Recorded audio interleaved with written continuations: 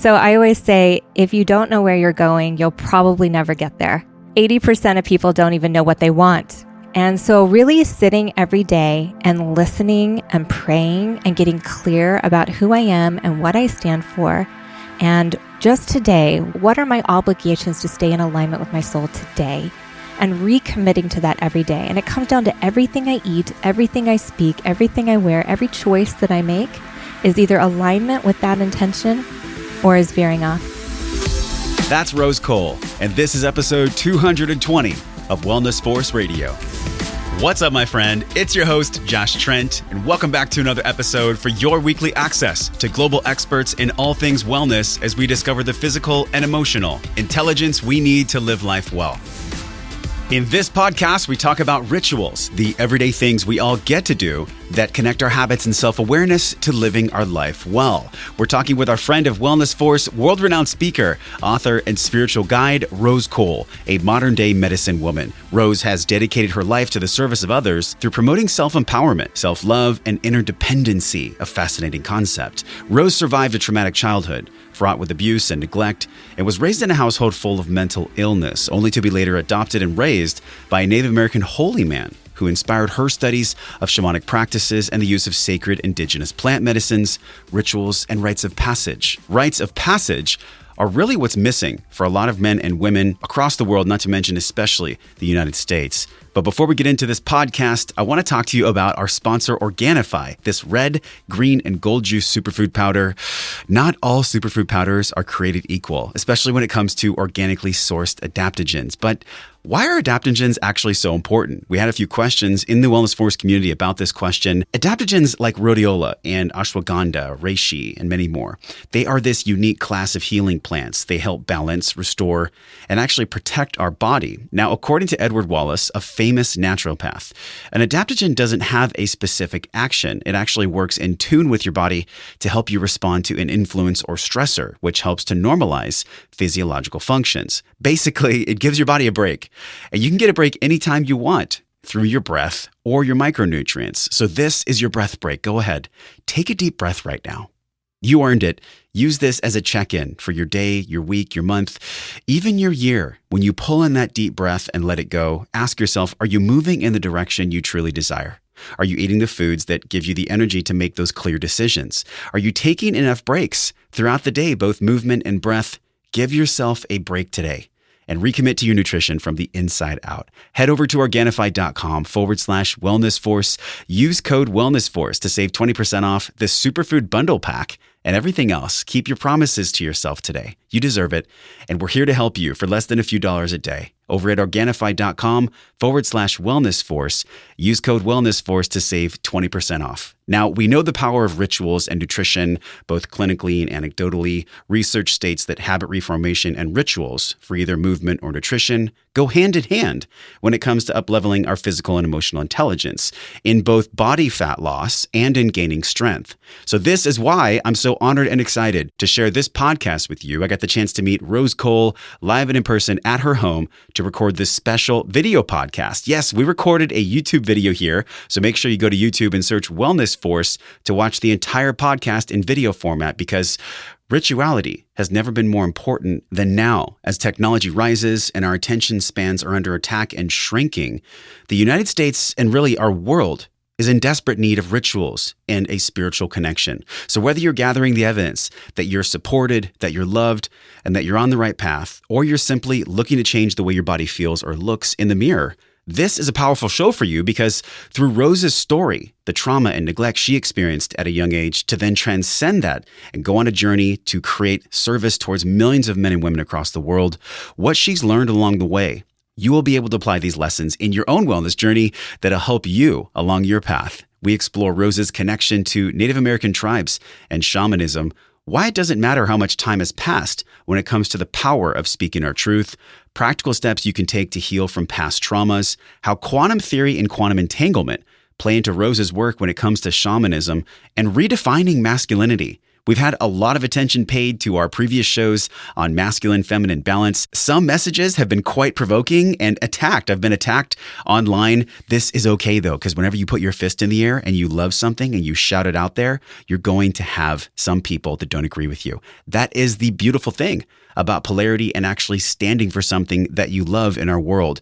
And we love one another at our deepest core. Rose talks about this, what masculinity actually looks like in 2018 and beyond, how we can put down the weapons and step into acknowledging one another. We also talk about plant medicine from a woman's perspective, which is something we have not done yet on the show. So I'm so excited to drop in for the deep dive with you and I and Rose Cole right here, right now on Wellness Force Radio. Oh, and make sure you give our show notes a glance over at wellnessforce.com/220. Don't miss all the links and videos you can get for free with the one and only Rose Cole.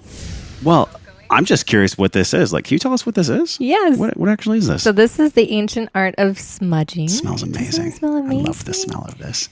Yeah, and so almost every indigenous culture around the world has some kind of smudging practice where they work with fire and they work with burning different sacred herbs and plants. When you go to a Catholic mass, they're burning frankincense. And Jesus, the wise men, brought him gold, frankincense, and myrrh. So that tells you how important those two other resins were, right up there with gold. And so the Native Americans here, they use a lot of this, which is the white sage, and then we use a lot of cedar as well to burn. And everything that you burn has a different function. It plays a different role. They've done studies, and it actually releases negative ions, which clears your head and brings you into the present moment and into a meditative state, makes you feel good. And certain things that you burn are more grounding and anchoring. Other things like frankincense connect you to the higher realms and really tap you in. So we use them to move energy. So if you're feeling stuck or depressed or upset, it helps to move out whatever those feelings are that are no longer serving. Or if you have prayers, then we focus our intention towards the fire, and we use that cedar to amplify and send off those prayers. Obviously, people can tell that you're very skilled in rituals, rituality. Like, how would you actually even define that? Like, what is a ritual to you? You've talked already about the different smells, but what do you define as a ritual?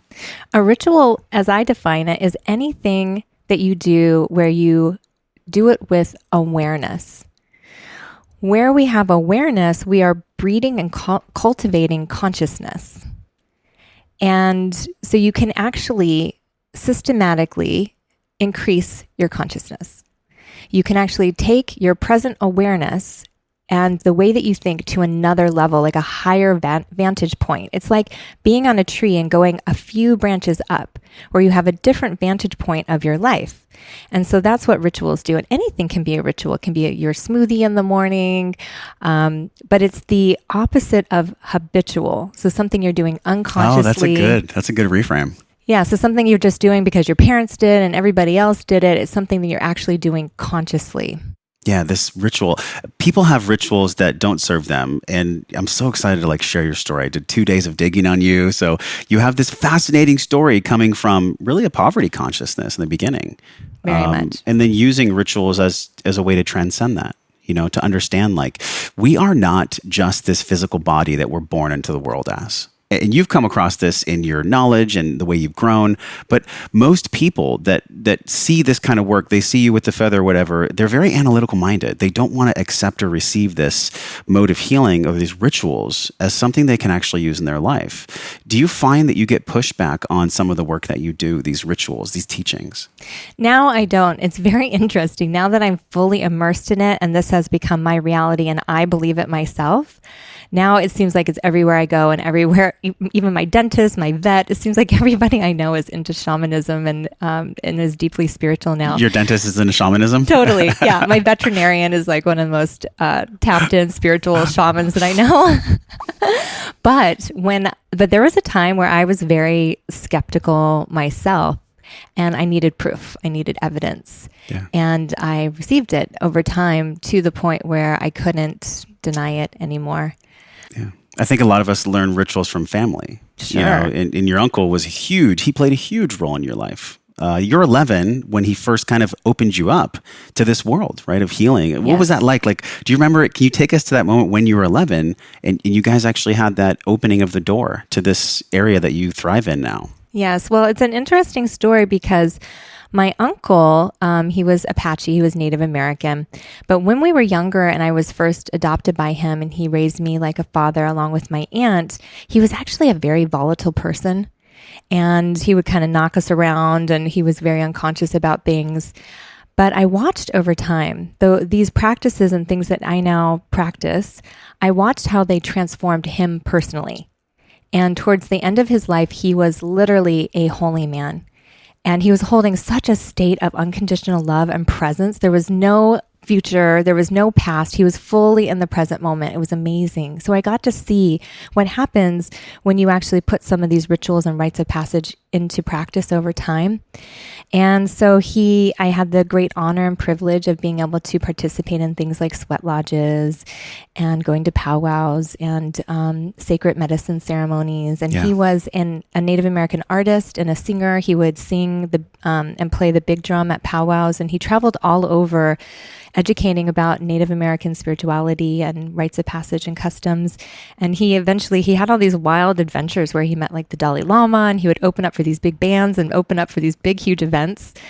And he was just devout to this path. And when he passed over, I've never seen anyone pass over so complete, utterly complete, just seamless, passing over just with pure grace to the other side. And so it really taught me a lot and inspired my own journey. What did you learn the most from him? You think of him now a lot? Oh, very much. And he works with me from the other side. And what's beautiful is now I'm inheriting a lot of his sacred tools.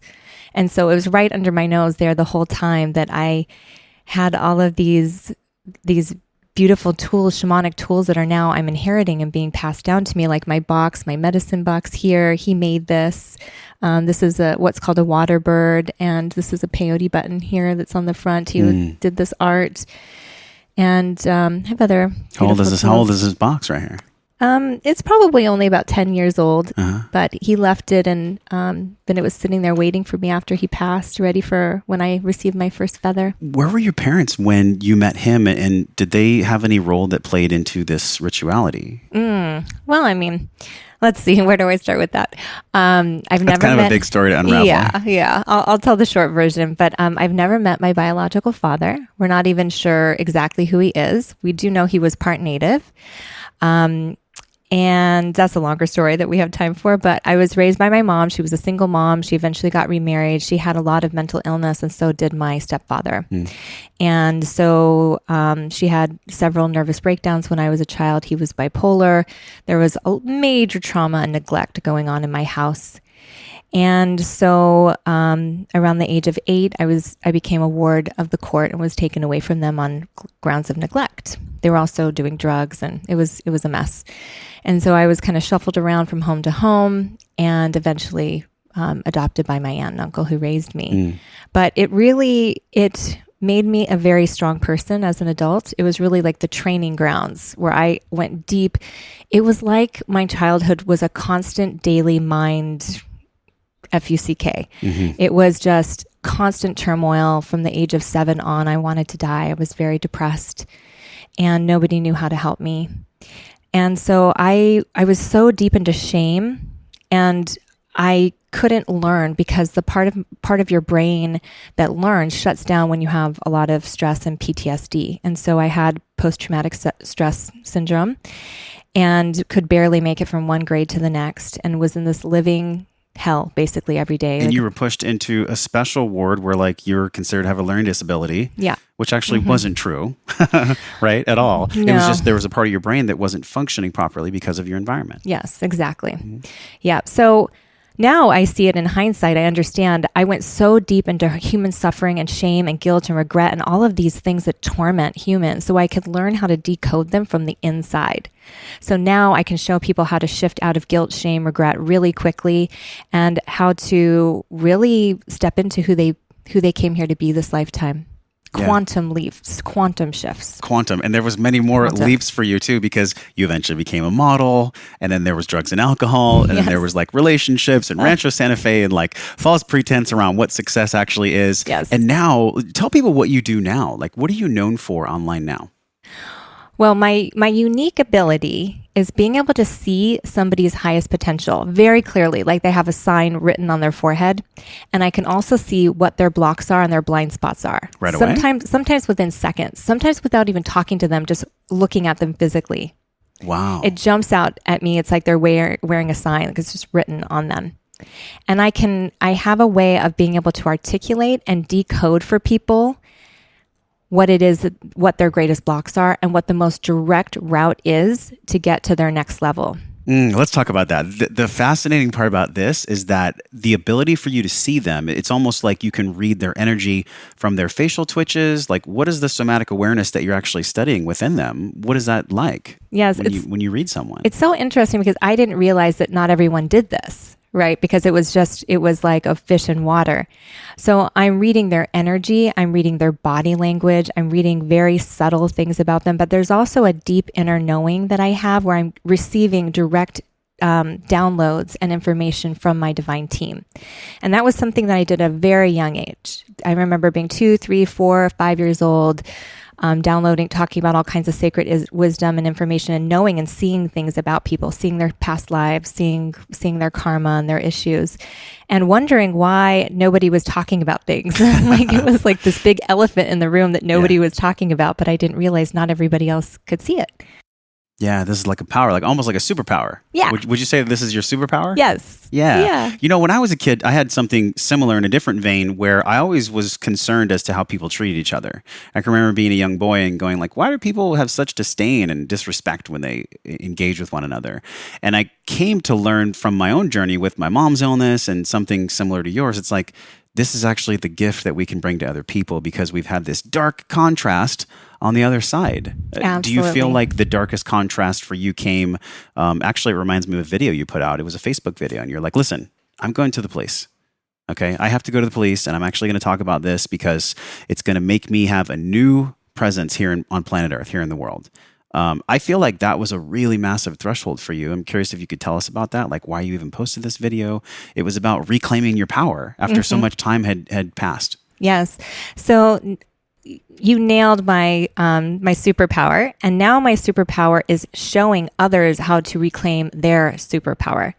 And a big part of it is about using our voice, actually speaking our truth. There's something that happens with our voice and the frequency and vibration when we speak things out loud. So as you know, I was sexually molested as a child, habitually, and it was hugely traumatic for me as a child and also facilitated a big spiritual awakening. And it became my identity. There was a lot of victimhood that I had around it and a lot of shame, but I never thought about reporting it. I never thought about, because it was past the point of, what is it? It's like 10 years or point of 7 contention years. or something. Oh, yeah. 7 years. Yeah, 7 years. And so this happened when I was a young child. So I thought, well, he can't be arrested for this. He can't be persecuted for this. So why bother? But there is huge value in us just speaking our truth for the value of speaking our truth. Even if it's not about getting somebody else in trouble, there's a place within us that gets freed when we speak that truth. Can we just pause and let that land? I mean, that was so powerful. It doesn't matter how much time goes by. Doesn't matter. What do you think? What was the timing though for you to come out with that video? Why then? Oh my goodness. So I was being prepared for a program that I'm now offering called Truthfully. And for 6 months, I was told by my divine team that I was to birth this program.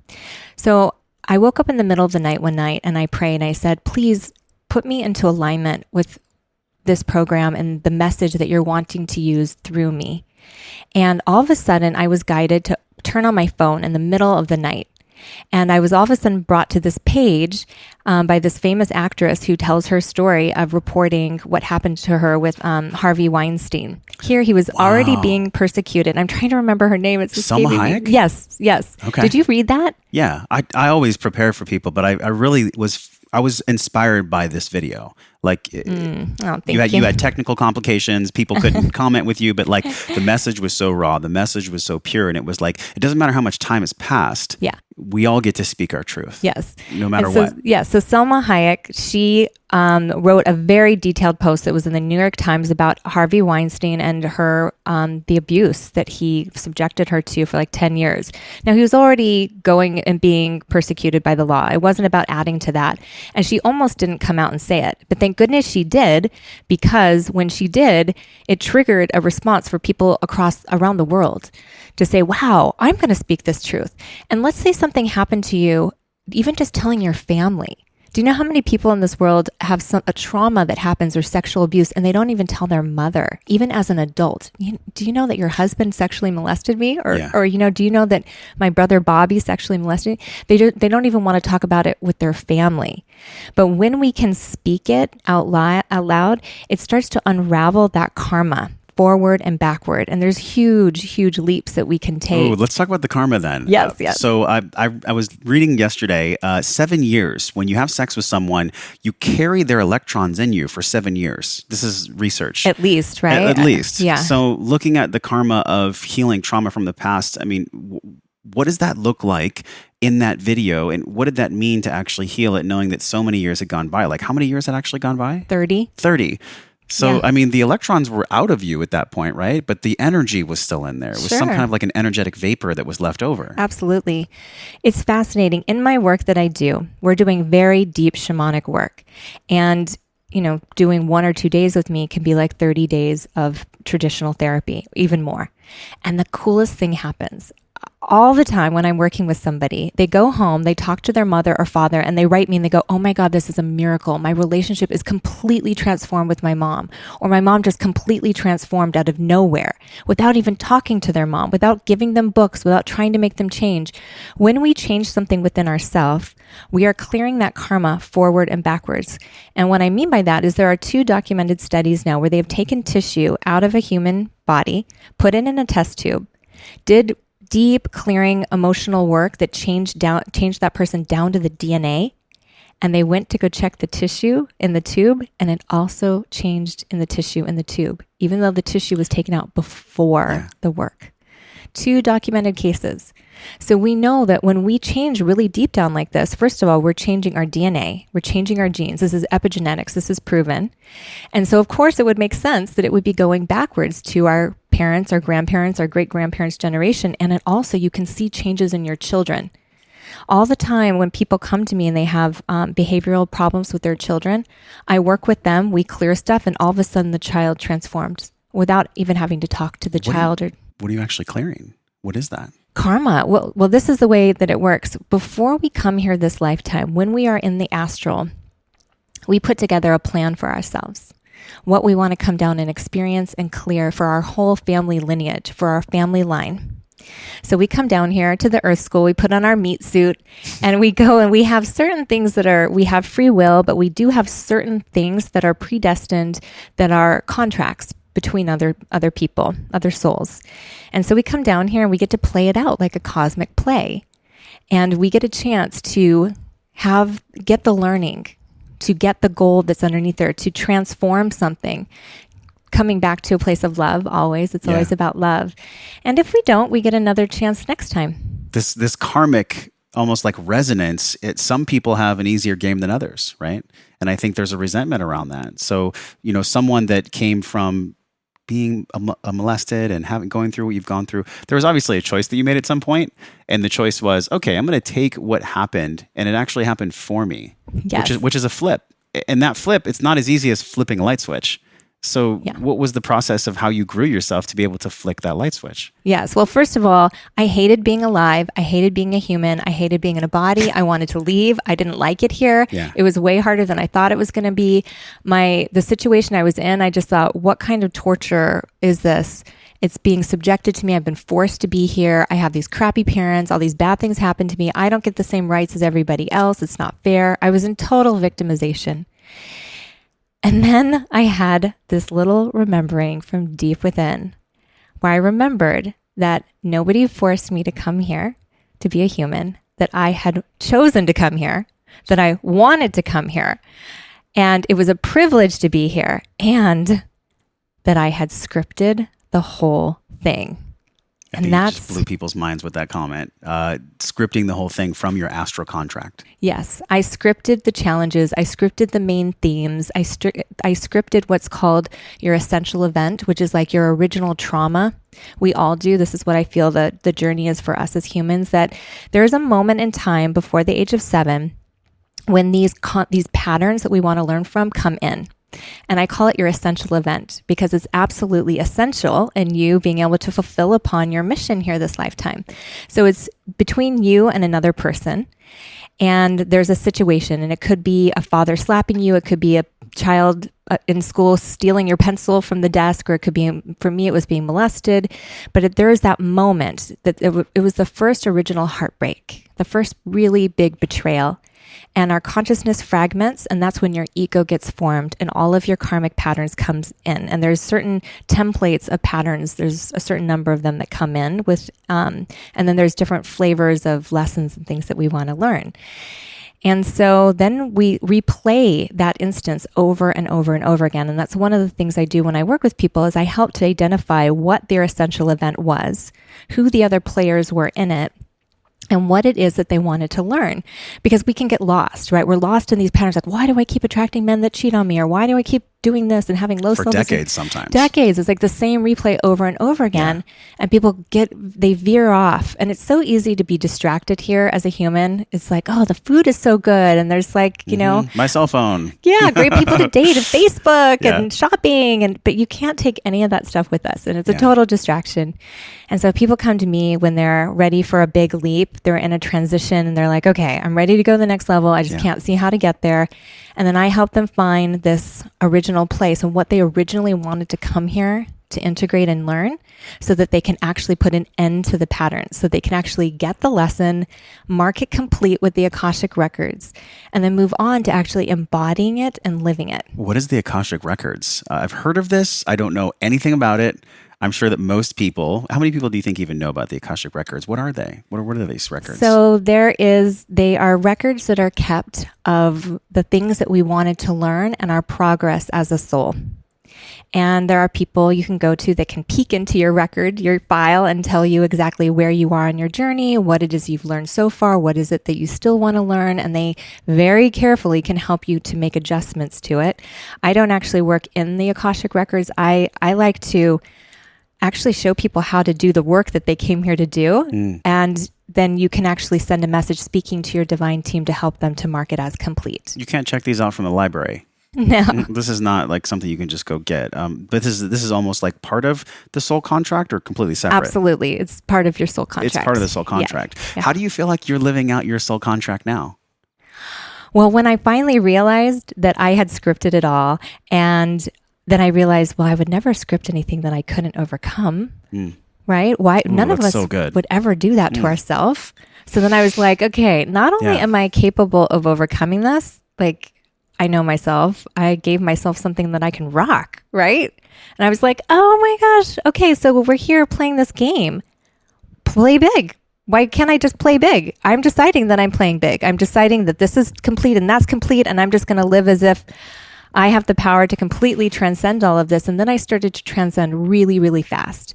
And all of the things that I'd learned in my childhood being in this like living mind, FUCK, I started to decode all of these different templates and ways of being in the world and processes to learn to help myself get out of things really fast. And so now I'm literally a different person every week. I transcend at a very, very fast pace. And the people that are close to me, that they're usually in awe. They're like, Rose, it's literally like you're a different person from a week ago.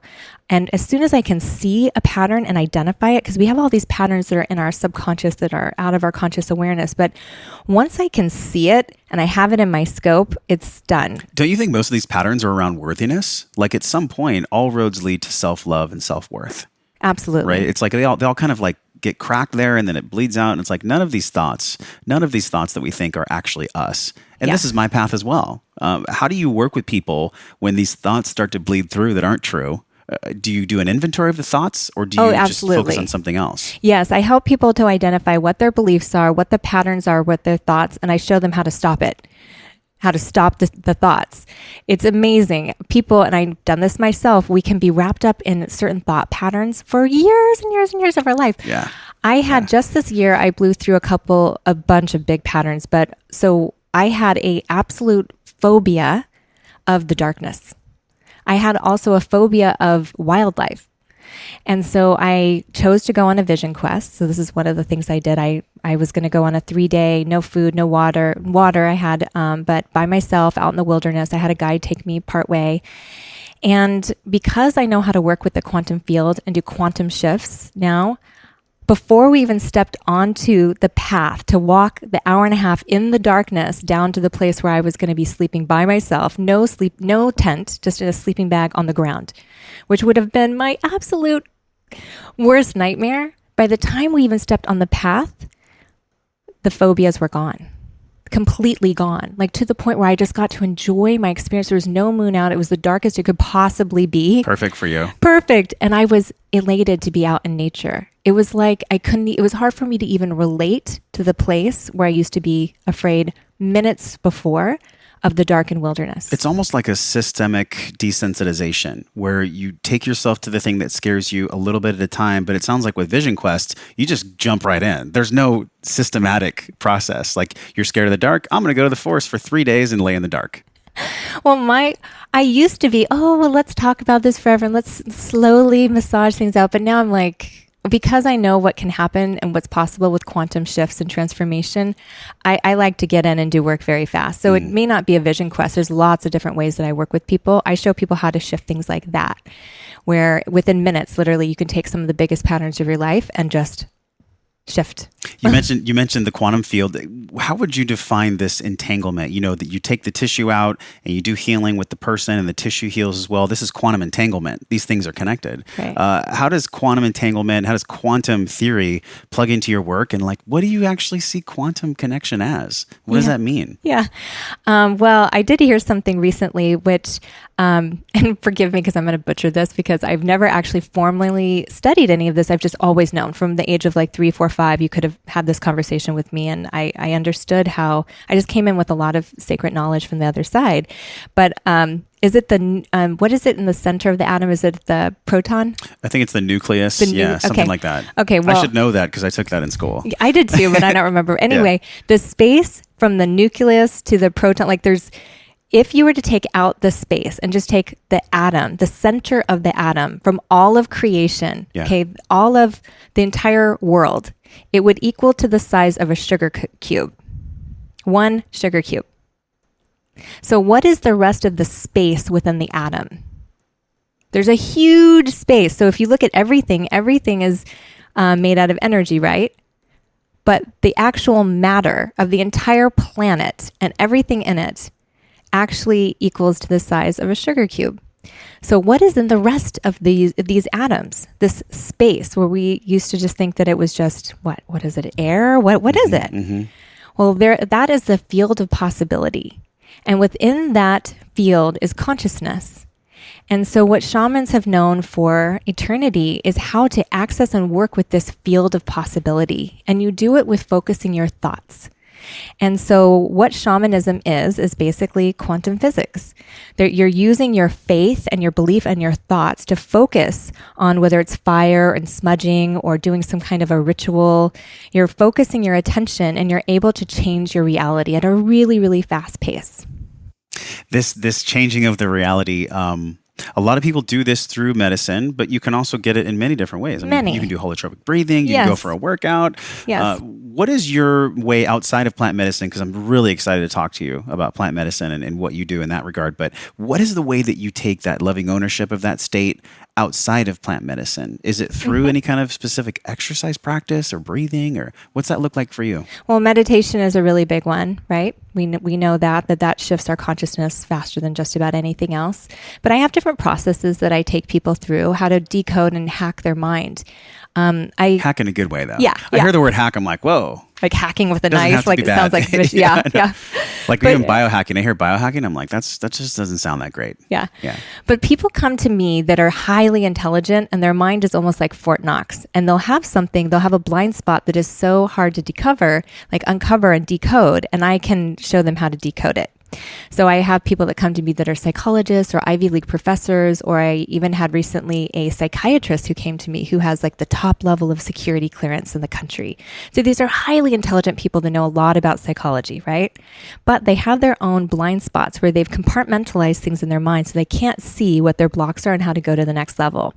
So I can show them how to access and find those so that they can actually decode them and go to the next level. So I've created all these different processes for identifying like shame, guilt, and regret are some of the big ones that really plague most people. Yeah. So I show them how to find what they're holding guilt, shame, and regret about and how to transmute it. And then it opens up huge doors. That's one of the many processes that I use with people. And this is mainly women that come to you that are attracted to your work, but you've also worked with men, I'm sure. Oh, yeah. I work with men. I work with couples. I have couples that fly in and work with me, but I work with men too. Yeah, I think the voice of masculinity right now, and we'll get to the plant medicine in just a second. It's like we see Lewis Howes, we see all these movie stars talking about like, you know what, men, just something you posted recently, men that don't receive enough touch is an epidemic in our country right now. Yeah. And I can relate to this. It's like, you know, I work a lot at home and it's like, I need to be held too.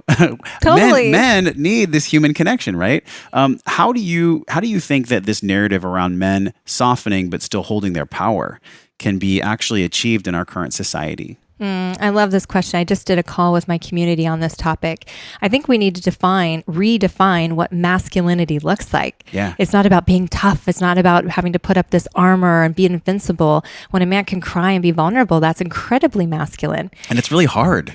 I think people forget, like, for a guy to cry, it's really challenging. Yeah, because it's been like, decades of crazy conditioning.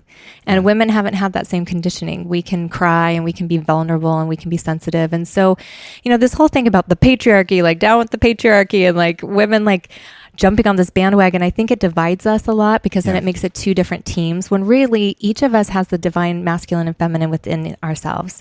And so my whole thing is, instead of looking at somebody as being masculine or feminine, we're all on a spectrum actually.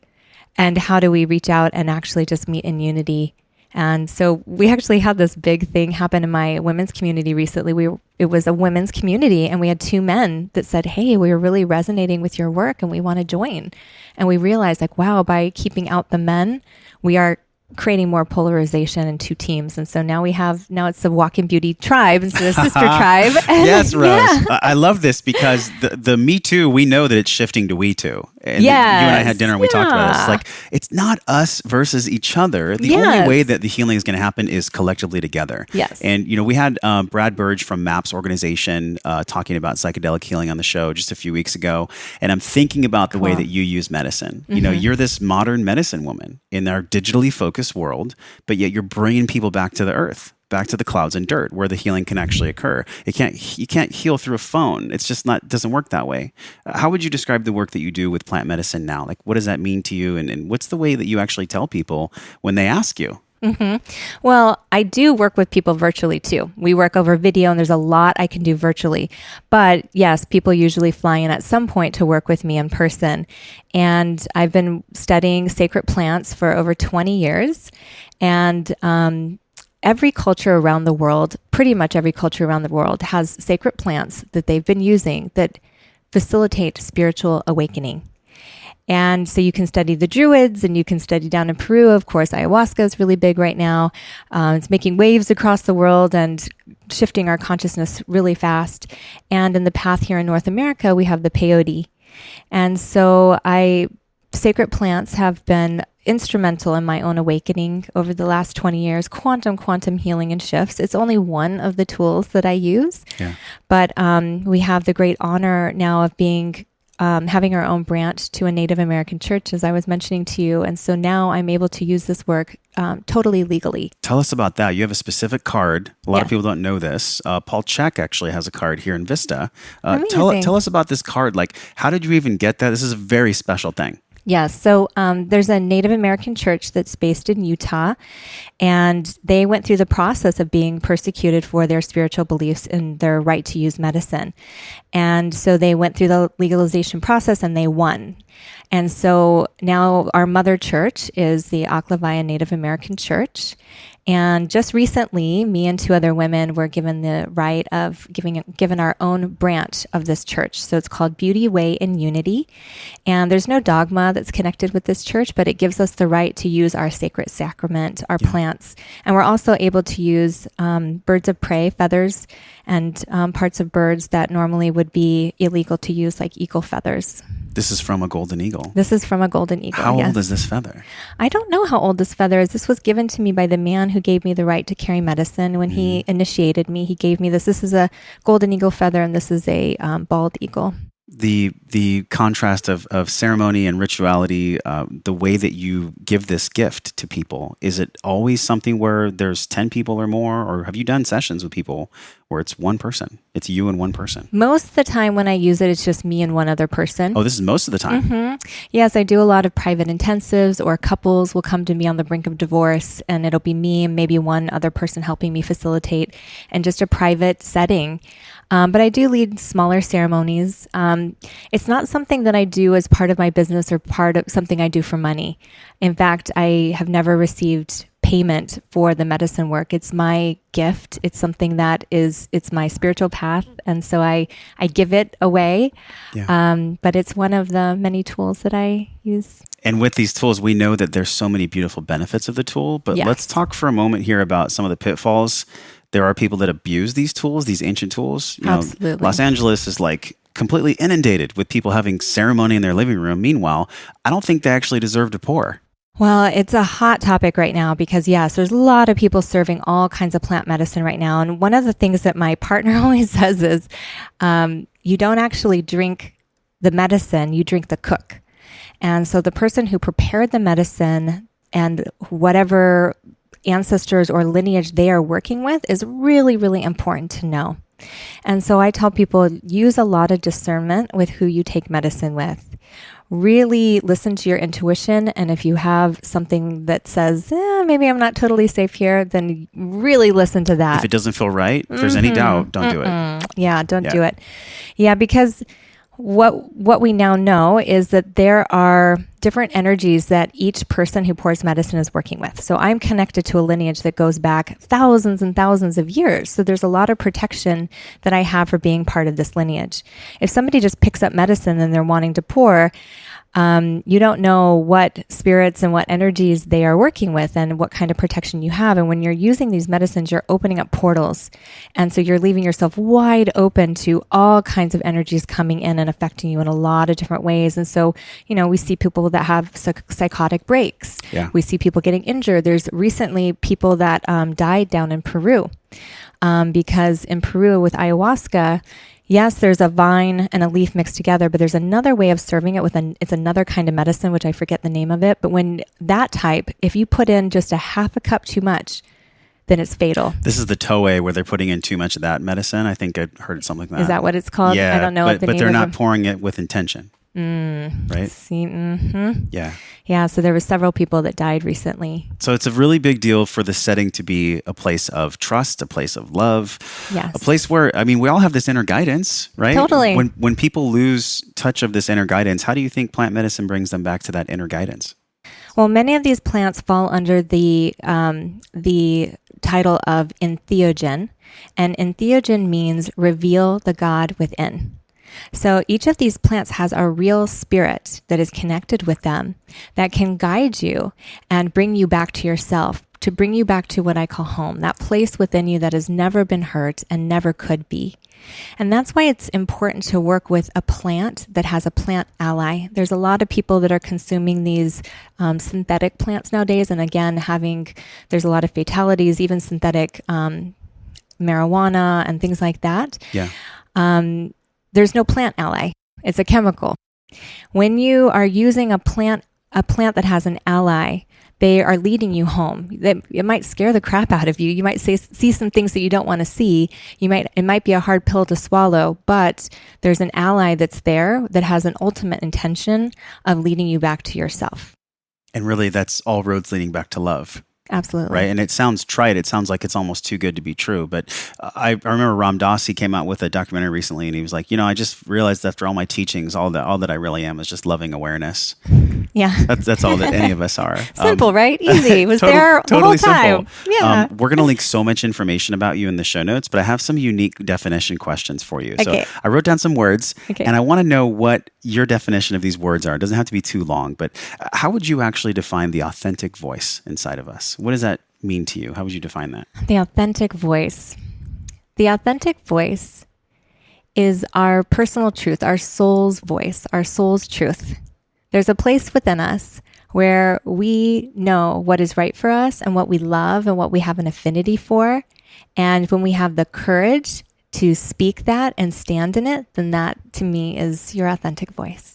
I love that definition. I recently read an article, and it talked about the mammoth, the woolly mammoth that's inside of all of us. This like ancient brain that controls us. And the mammoth is hungry. Like we're always feeding the mammoth, or we're just kind of like petting the mammoth and letting the mammoth know like they're not in control, we are. So I love the way you talked about that. What about alignment? We hear this in the spiritual community. I love this. When someone's aligned, then everything will work out. Yeah. But like, how would you actually define alignment? Yes. Okay. So living from your authentic voice, you're either doing things that are leading you towards your authentic voice or veering away.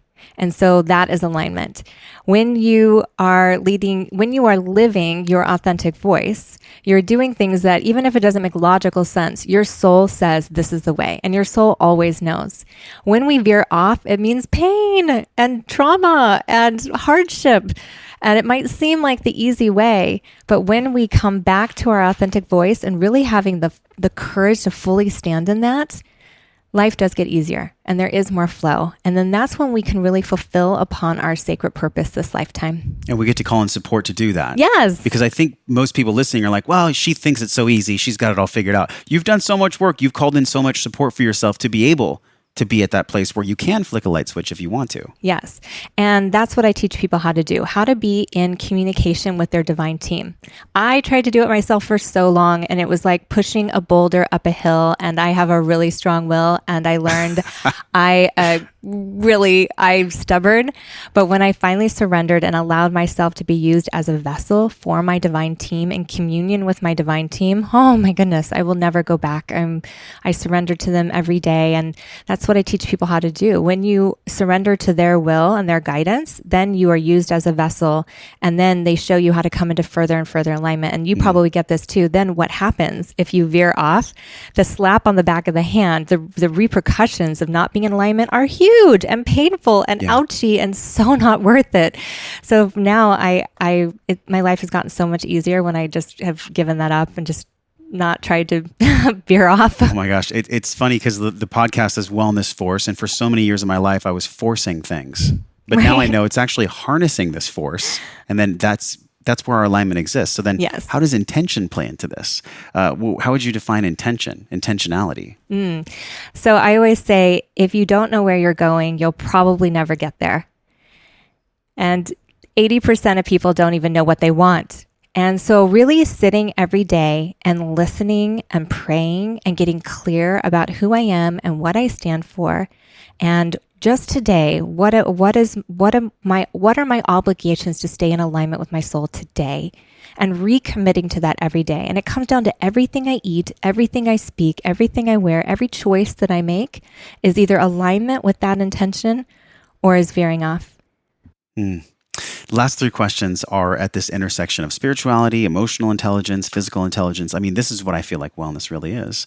Do you have a physical practice that you're leaning into right now, for physical intelligence? Are you doing something new or something you can share with us around physical? Well, hot power yoga, which is where I met you. Huge. There was some serious sweat on the floor that day. Yes, there was. So that's big for me. I work out with a personal trainer doing weights, which I love. I do a lot of walking. I do a lot of meditating. And I mean, on a physical level, I eat really, really well. I'm a health nut. I eat really high vibrational foods that feed my body on a cellular level because I'm so sensitive. And so I have to really eat a very specific diet that really primes my system to be able to give the gifts that I give. You were a health coach for 10 years or more. More almost 20. And that totally plays into your work now, which Yes. then leads us to the emotional. How would you describe emotional intelligence for you now? And then what are maybe like 3 things that you do to stay in touch with that intelligence, that emotional intelligence? Oh, I love this. So my biggest practice has been unconditional love. And that phrase is overused. It truly means to love without conditions. And so my practice is, if there's anyone that does anything that I'm not fully loving, it doesn't mean I have to like it. It doesn't mean I have to withstand it or allow it to be rampant in my life, but to love that person no matter what. That is love without condition. And I've, of course, had many spiritual teachers in my life who have brought endless opportunities to relearn this. And I went through a very, very painful divorce, which gave me like a PhD in unconditional love, where I realized I was either going to rise above this and I was going to be like a Jedi ninja with my unconditional love, or it was going to take me down. And I don't know what was going to happen. It was so painful. But I got to the place where I said, okay, I can separate the behavior and the things I don't like that he's doing or this person is doing, and I can still love them without condition. And I think if we all start walking around from that place, and then the other thing is to really see that everything is happening for you. And so I reframe it in my mind when something's happening. I say, okay, what is the learning? What is the lesson? What can I learn about myself in this moment? And as soon as I do, it remedies itself. Once we can get the lesson, it's amazing. The behavior with other people, it just stops. The universe doesn't have to get our attention and keep trying to teach us this lesson if we can just get the lesson. Yes. Something repeats until it's actually embodied, right? Yes. So we're about to wrap the show here. And my last question, and it's been such a joy to get to know you. You know, hearing about your story, we just scratched the surface of you. So we're going to put all these links in our show notes so people can dig in, because we just had a little bit of time here in our capsule. Yeah. But this intersection of wellness, like wellness in 2018, is really challenging for a lot of people, because not only are we going through a consciousness uprising as a society, we're also at the same time experiencing what happens when you shake the almond tree. There's a lot of almonds that die. And so I feel like we're growing and we're dying at the same time right now. Like, how do you see wellness? How does Rose describe wellness for 2018? Well, I think that wellness is a stream of consciousness that you're either in alignment with or you've veered off from. And as you know, I did holistic nutrition for 20 plus years and worked with people from around the world. But what I realized is that underneath every disease or physical ailment is a spiritual cause. It's like the taproot of a tree. And if you can get to that cause, then often the physical ailments, they remedy themselves. And so finding somebody that can decode not just the physical part, but the spiritual part. What is it trying to teach you? What did you design? Why did you script this for yourself? That's one of my favorite questions. Why did I script this for myself? The disease, the discomfort, everything. And just like we do a physical cleanse for our body, how can you also do a soul cleanse? And so that's what people come to me for, is to go in and do that deep inquiry, to do that medicine work, to find out what's there, to go deep within our psyche, to see our blind spots, because then we can get to those root causes, and then often the physical ailments remedy themselves. Now, having said that, I do feel that right now on this planet, to be a human at this time, we're becoming so sensitive. There's toxic overload. Consciousness, it's like a fish in a lake. If there's an extreme climate change, that first generation of fish is going to take the brunt of that, right? In the future, they might grow different gills and they're going to adapt to the climate change. But right now, there's a huge leap in consciousness, and our physical bodies and our adrenal glands and everything else haven't quite caught up. So there are certain nutrients and superfoods and things that we can take that are absolutely essential to keep us primed to be able to do the work that we do. Because it's kind of like having a 30-watt light bulb and trying to run 1,000 watts of divine energy through this 30-watt light bulb, and we're burning our light bulb out. And so things like adaptogenic herbs, a really good magnesium form, There's a lot of superfoods that I take. I'm constantly trying to get the most nutrients down in the smallest little amount of food. I take a lot of chlorella to help pull out those heavy metals and toxins. And I feel like that's really important at this time. It's so important to take care of ourselves because that's the only way the planet's going to heal. I think when I was young, I used to be like, I want to change the world. And I'm like, well, start with yourself, dude. Totally. Take care of yourself first, right? Yeah. Rosecole.com is where people can learn more about you. Yes. Where are you the most active? Like if somebody wants to reach out to you digitally, where can they go? They can go to my Facebook page, facebook.com/rituality community, or they can go to my website and send a message directly to me through the email on there. I get every single email and read them myself. Cool. And yeah. Awesome. Well, we'll definitely put that in the notes today. And it's been such a joy to get to know you and to spotlight your work. I really respect and acknowledge all that you do for our world. You know, we need more Rose Coles in the world because the only way we're going to heal as a collective is if this message grows bigger. So thanks so much for what you do. Oh, thank you so much, Josh. It has been an absolute pleasure to get to know you too. And thank you so much for birthing this work in the world. It's really important work that you're doing.